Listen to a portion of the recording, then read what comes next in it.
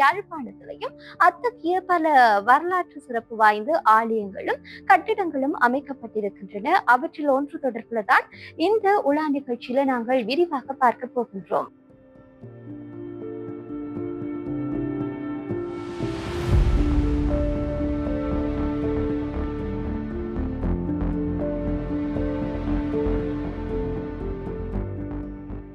ஒல்லாந்தர்னால இந்த ஆலயம் அவர்களுடைய கட்டிடக்கலை வடிவமைப்புக்கு ஏற்ப மாற்றப்பட்டதாக கூறப்படுகிறது.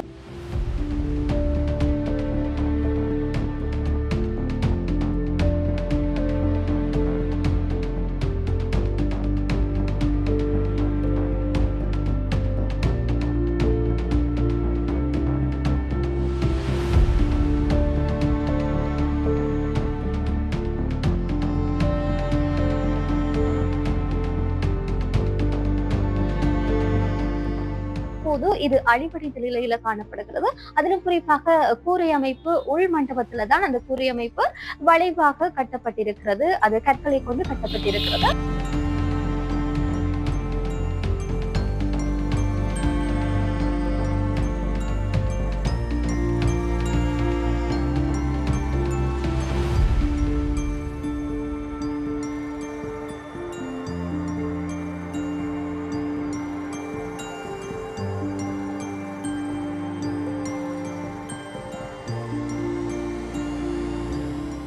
இந்த உள் மண்டபத்தினுடைய அந்த கூரை அமைப்பு கூட முருகை கற்களினால் தான் உருவாக்கப்பட்டதாக கூறப்படுகிறது.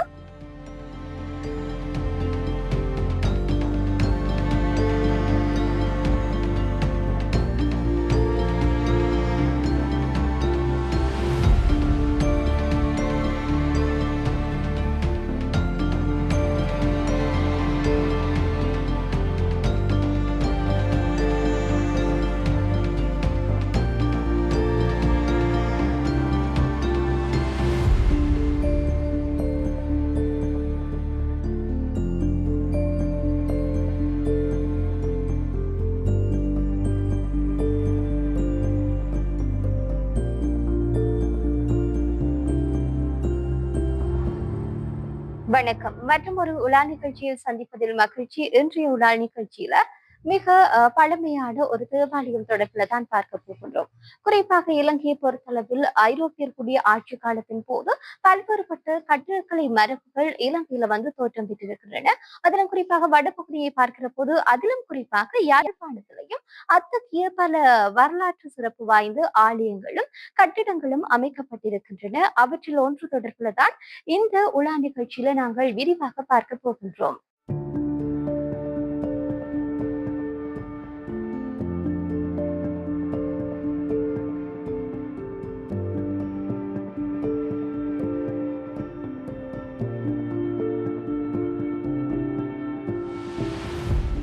இலங்கையின் தொன்மையான வரலாற்றினை கொண்ட பிராந்தியங்களில் வடபகுதியும் ஒன்றாகும். அவற்றுள் யாழ்ப்பாண குடாநாடு முக்கியமான ஒன்றாகும். 16ஆம் நூற்றாண்டு தொடக்கம் 20ஆம் நூற்றாண்டின் காலப்பகுதி வரை ஐரோப்பிய இனத்தவரின் ஆதிக்கத்தின் கீழ் தொடர்ச்சியாக இலங்கை இருந்தமை மட்டுமன்றி யாழ்ப்பாணமும் அதற்குள் அடங்கி ஐரோப்பியரது பண்பாட்டு செல்வாக்கிற்கு உட்பட்டு பிராந்தியமாக மாறிக்கொண்டது. யாழ்ப்பாண வரலாற்றில் கிறிஸ்துக்கு பின் 1658 தொடக்கம் 1796 வரையான காலப்பகுதி மிக முக்கியமானதாகும். இந்த காலப்பகுதியில் தான் ஐரோப்பிய இனத்தவரில் ஒருவரான ஒல்லாந்தர் கைகளில் யாழ்ப்பாணம் உள்வாங்கப்பட்டது. இதன் வெளிப்படை ஒல்லாந்தர் கால எச்சங்கள் ஊடாக அறிந்து கொள்ளக்கூடியதாக இருக்கிறது. ஒல்லாந்தர்கள் தம்முடைய புரட்டஸ்தாந்து மதம் பெற்ற செல்வாக்கினை அவர்களினால் அமைக்கப்பட்ட தேவாலயங்களூடாக அறிந்து கொள்ளக்கூடியதாக இருக்கிறது. அவ்வாறு அமைக்கப்பட்ட ஆலயங்களில் சங்கானையில் அமைக்கப்பட்ட தேவாலயம் ஒல்லாந்தர் காலத்தில் அமைக்கப்பட்ட நிலையிலேயே பல அழிவுகளுக்கு உள்ளாகி காணப்படுவதுடன் மதம் சம்பந்தமான எந்த ஒரு ஆராதனைகளும் இடம்பெறாது கைவிடப்பட்ட ஒரு நிலையிலேயே தற்போது காணப்படுகின்றது.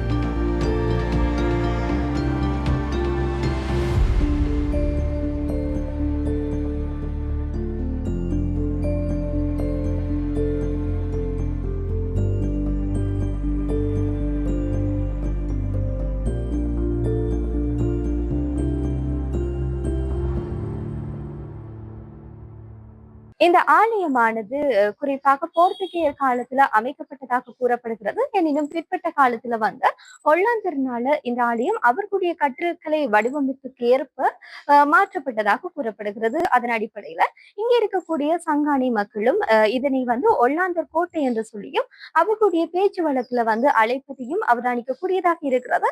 எனினும் இது ஒரு ஆலயமாக இருந்தது. தற்போது இந்த ஆலயமானது அழிவடைந்த நிலையில் இருக்கின்றது.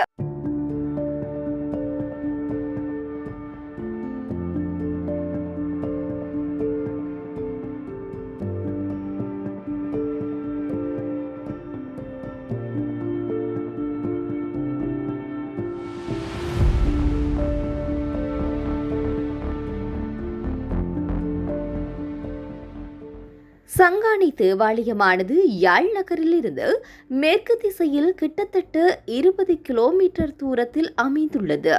யாழ்ப்பாண நகரத்திலிருந்து காரிநகர் செல்லும் பிரதான வீதியில் சங்கானை சந்தியிலிருந்து 450 தொடக்கம் 400 மீட்டர் பிரதான வீதியின் இடப்பக்கத்தில் அமைந்துள்ளது. ஒல்லாந்தர் புரட்டஸ்தாந்து மதத்தினை பரப்புவதில் அதிகளவு ஆர்வம் கொண்டதன் விளைவாக யாழ்ப்பாணத்தில் ஓரளவான இடங்களில் தேவாலயங்களை அமைத்தனர். தேவாலயங்களோடு இணைந்த வகையிலான கல்வி நடவடிக்கைகளையும் மேற்கொண்டனர். சங்கானியில் மட்டுமன்றி யாழ்ப்பாணத்தில் அண்ணளவாக 18,000 மாணவர்கள் கல்வி கற்றனர் எனவும் அவர்களுள் 12,357 மாணவர்கள் ஞானஸ்தானம் பெற்றார்கள் எனவும் ஒல்லாந்து அரசின் அறிக்கைகளிலிருந்து அறிய கிடைக்கின்றது.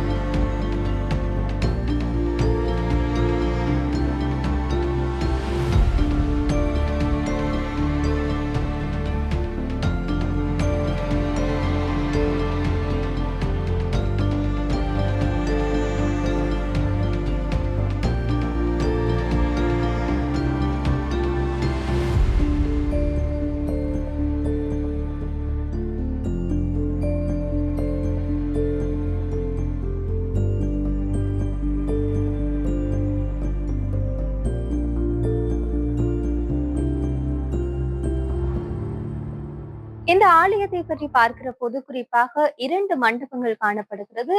அதிலும் குறிப்பாக இந்த உள் மண்டபத்துல தான் நாங்கள் தற்போது இருக்கின்றோம். இந்த உள் மண்டபத்துல 2 எண்ணர்கள் காணப்படுகிறது. அதே நேரத்துல இதற்கு முன் இருக்கக்கூடிய வெளி மண்டபத்துல பார்க்கிற போது கிட்டத்தட்ட 9 எண்ணர்கள் பிறை வடிவுல அமைக்கப்பட்டிருக்கிறது. அவர்களுடைய அந்த கலை சிற்பங்களுக்கு ஏற்ப, குறிப்பாக ஒல்லாந்தர்களுடைய கலை சிற்ப வடிவுக்கு ஏற்பதான் இவை நிர்மாணிக்கப்பட்டிருக்கிறது. அதே நேரத்தில் தற்போது இது அழிவடைந்த நிலையில காணப்படுகிறது. அதிலும் குறிப்பாக கூரை அமைப்பு உள் மண்டபத்துல தான் அந்த கூரை அமைப்பு வளைவாக கட்டப்பட்டிருக்கிறது. அது கற்களை கொண்டு கட்டப்பட்டிருக்கிறது. அதே நேரத்துல வெளிமண்டப கூரை அமைப்பு தற்போது இல்லை. அது எவ்வாறாக அமைந்திருக்கும் என்பதை யூகித்துக் கொள்ள முடியாதிருக்கிறது. அதனை போன்று தரையும் எவ்வாறாக அமைந்திருக்கும் என்பதை யூகித்துக் கொள்ள முடியாமல் இருக்கிறது. காரணம், தற்போது இந்த நிலமானது வெறும் நிலமாகத்தான் காணப்படுகிறது. இதுல கற்கள் எவ்வாறாக பதிக்கப்பட்டிருக்கிறது என்பதற்கான எந்த விதமான சான்றுகளும் தற்போது இல்லை.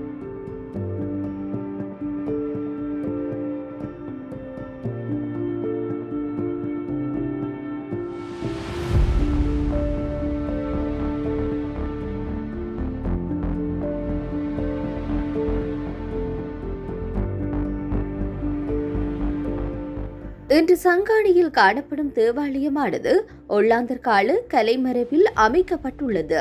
1658 ஆண்டு போர்த்துகேயரிடமிருந்து ஒல்லாந்தர் இலங்கையின் கரையோர பிரதேசங்களை கைப்பற்றிய பின்னர் அவர்களது வர்த்தகம், அரசியல், சமய கொள்கை காரணமாக யாழ்ப்பாணம் குறிப்பிடத்தக்க மாற்றங்களை சந்தித்தன.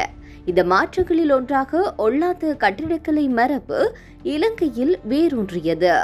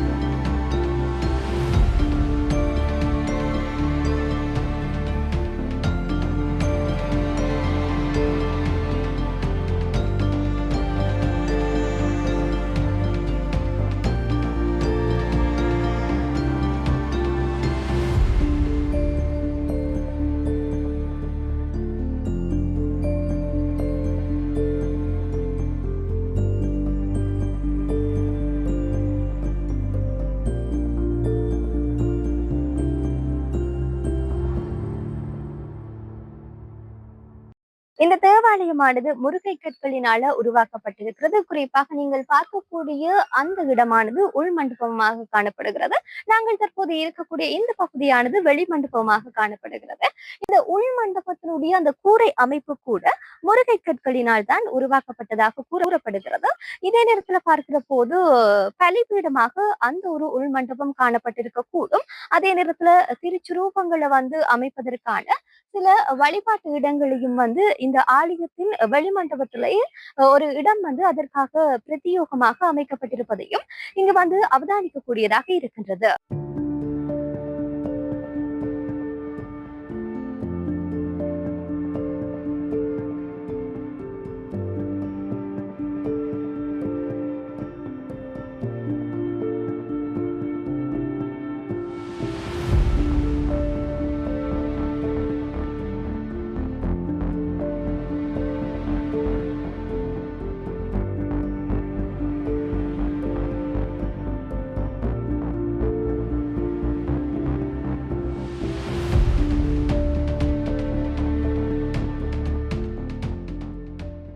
கிறிஸ்துக்கு பின் 1658 ஆண்டு இலங்கைக்கு வந்து அந்நிய இனத்தவரான ஒல்லாந்தருடைய ஆதிக்கத்தின் கீழ் அவர்களுடைய மதமான புரட்டஸ்தாந்து மதம் பரம்பலுக்கு உட்பட்ட இடமாக சங்கானி காணப்பட்டதனை இன்றும் அழிவடைந்த நிலையில் காணப்படும் ஒல்லாந்தர் கால எச்சங்கள் பறைசாற்றுகின்றன.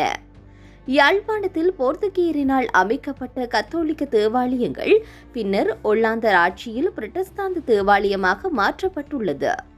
ஒல்லாந்து கலைமரபில் கட்டப்பட்ட இந்த தேவாலயமானது ஏறத்தாழ 350 வருடங்களுக்கு மேற்பட்ட நிலையில் ஒல்லாந்தரின் ஆட்சியின் விளைவினை இன்றும் பறைசாற்றும் முக்கிய தொல்லியல் எச்சமாக காணப்படுகின்றது.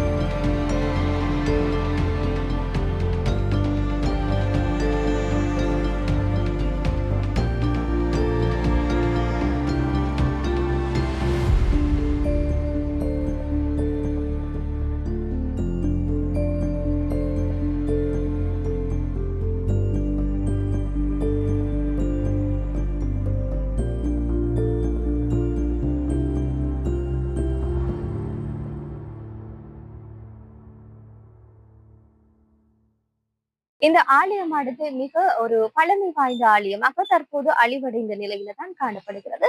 எனினும் குறிப்பிட்ட சிலர் இங்கு வருகை தருகின்ற போது இந்த ஆலய சுவர்கள்ல தங்களுடைய பெயர்களை எழுதுவதையும் இதனை சேதப்படுத்துவதையும் அவதானிக்கக்கூடியதாக இருக்கிறது.